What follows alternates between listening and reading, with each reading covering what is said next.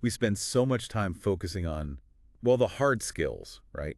Technical stuff, strategy, all the tangible things at work. Yeah, absolutely. The things you can easily measure. Exactly.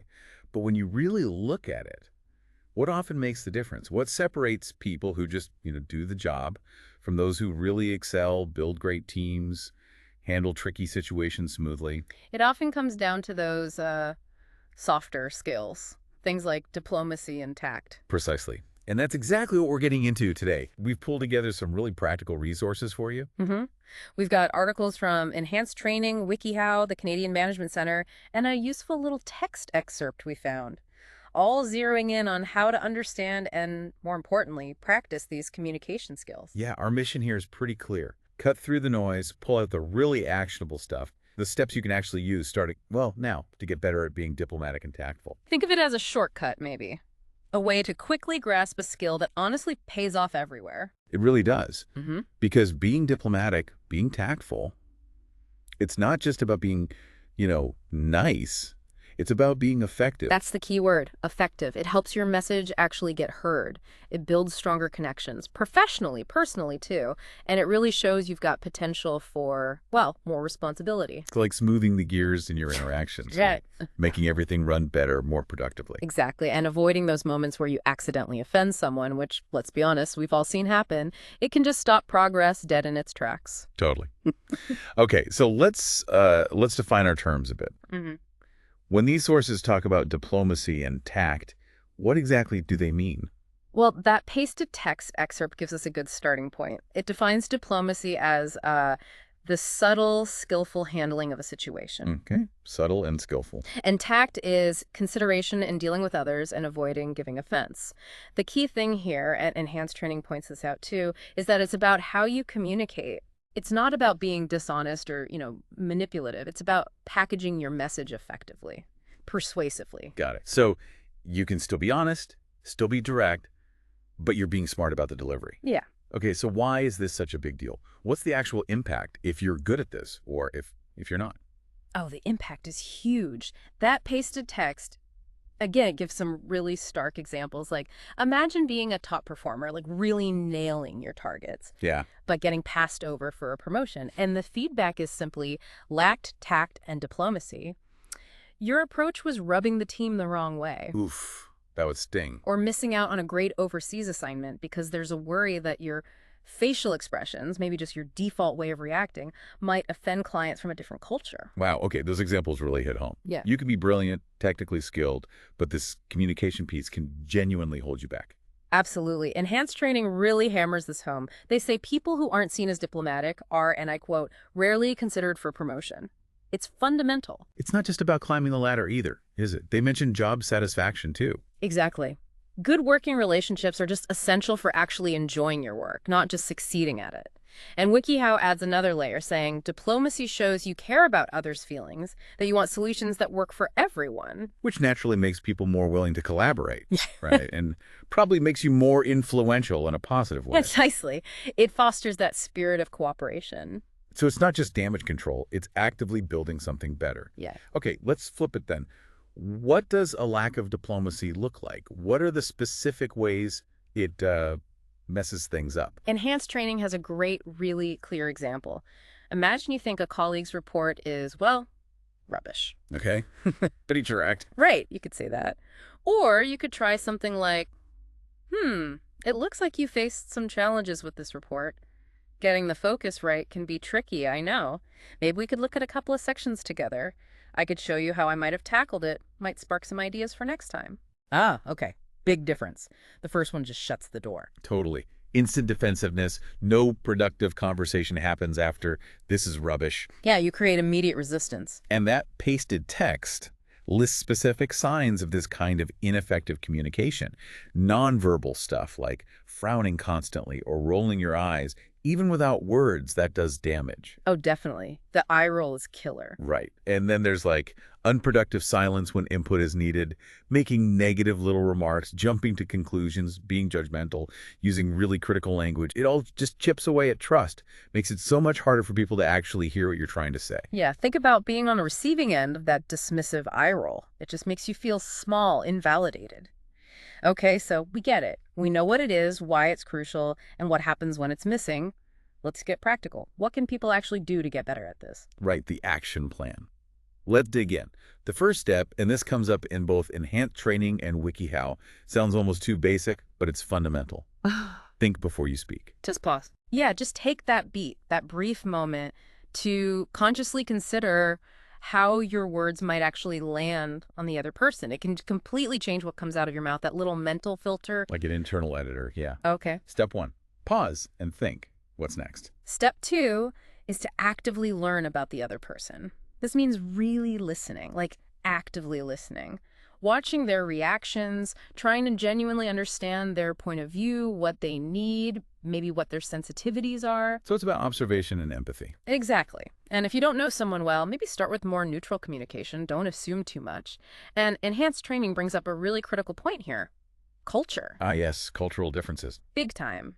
They mention how directness varies, comparing maybe British versus South African versus Israeli styles. You absolutely have to be aware of that and adjust your approach. What's normal in one place might be way too blunt or even rude somewhere else. That's such a key insight. Okay, so think first, learn about the other person, be mindful of culture. What's number 3? Number 3, control your emotions. This is huge. Both sources talk about recognizing your own emotional triggers, what makes you angry or defensive or upset, Self-awareness. crucial self-awareness, and then practicing how to express those feelings neutrally. So if someone says something that hurts, instead of lashing out, you learn to say calmly, when you said X, I felt Y. Easier said than done sometimes, but vital. Definitely. And WikiHow mentions practical tools like mindfulness, even just deep breathing to help manage that initial emotional spike before you react. Good tips. Staying calm under pressure is definitely a sign of diplomacy. What else? 4th action, manage your body language. This isn't just words, it's your tone of voice, how fast or slow you speak, the volume, your facial expressions, your posture, The whole package. the whole package. The aim, according to enhanced training and WikiHow, is to project openness and neutrality or positivity. Watch how others react to your nonverbals. Right. This is feedback right there. An open posture, for example, suggests you're willing to listen. It really is about the entire communication experience, isn't it? Not just the literal words. Absolutely. Okay, number 5, timing matters. When and where you have a conversation can make a huge difference. Right. Don't drop heavy news in the hallway on a Monday morning. Exactly. Both sources advise being considerate. If you need to discuss something sensitive, pick an appropriate time and place. And if the timing is just bad, maybe acknowledge that. Say, look, now might not be the best time, but avoid those important talks when someone's clearly stressed or distracted. Shows respect for their headspace, their ability to actually engage. Good one. Okay, what's next? Number 6 is simple but critical. Words matter. Choose them carefully. Enhanced training and WikiHow both stress using language the other person understands, steering clear of anything insulting or, inflammatory. Makes sense. And using I statements is a big one. Framing things as your perspective, I think, from my point of view, rather than presenting opinions as facts. Also, softening disagreements. Phrases like, I could be wrong here, but, or have you considered, can keep things constructive. So it's about being precise, but also really considerate in how you phrase things. Okay. And number 7. Number 7 circles back a bit. Beware of cultural differences. We touched on it, but it deserves its own point. Always be mindful that communication norms vary wildly. What works in one culture might totally fail in another. It ties back to learning about the other person. Got it. So those are the 7 core actions.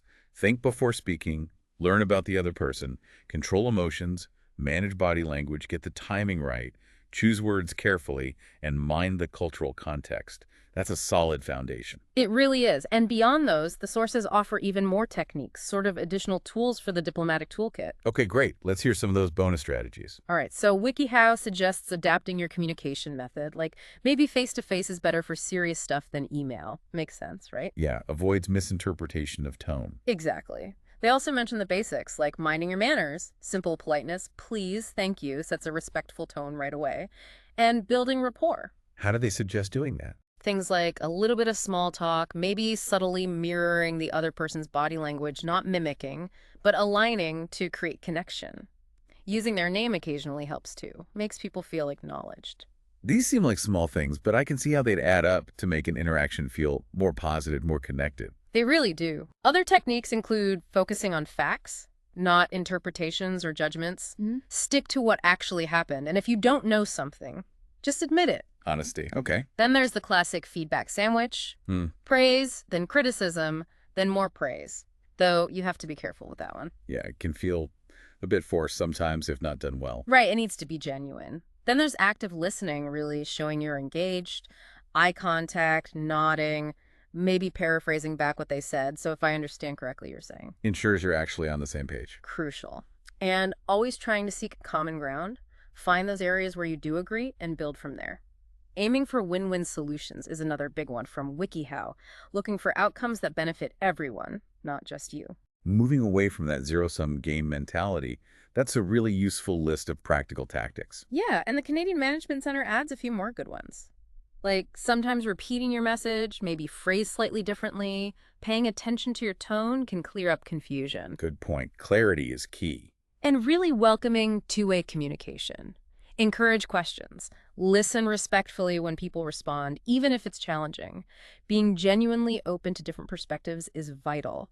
Acknowledge people have a right to their view, even if you disagree. Let there be disagreement without it becoming a battle. Allowing space for different views without escalating. Important. Also, organizing your message beforehand. Know what you want to say clearly.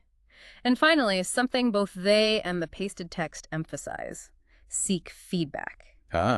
Asking others how you come across. Yes, ask trusted colleagues for honest input on your communication style.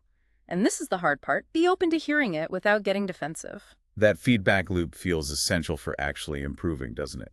You need to know your blind spots. Absolutely. The pasted text even suggests maybe finding a growth partner, someone you can check in with regularly for feedback. It's about making a real conscious effort. Okay, wow. That's a comprehensive look at the how. Let's circle back now to the why. We've talked about the pitfalls of not being diplomatic, but what are the concrete benefits of putting in this effort? Well, enhanced training lists some clear ones. Your communication simply works better because people actually listen. You build stronger relationships based on trust and consideration. You gain more influence, naturally. And you're just more effective overall in your work. Those are significant advantages. They really are. And WikiHow echoes and expands on that. They say being diplomatic boosts your reputation. You're seen as trustworthy, a leader.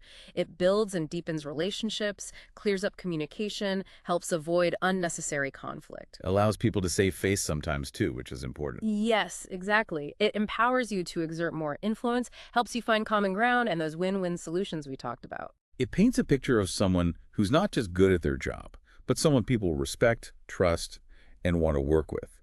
And for you listening, trying to absorb this efficiently, these benefits really highlight why mastering diplomacy and tact is such a valuable use of your time and energy. Absolutely. It's a genuine investment in yourself, personally and professionally, that just keeps paying dividends. So, as we wrap up this deep dive, what are the absolute main things you want our listener to walk away with? I think the core message is really this. Diplomacy and tact aren't just, nice to haves. They're essential communication skills. They fundamentally impact your success. Right.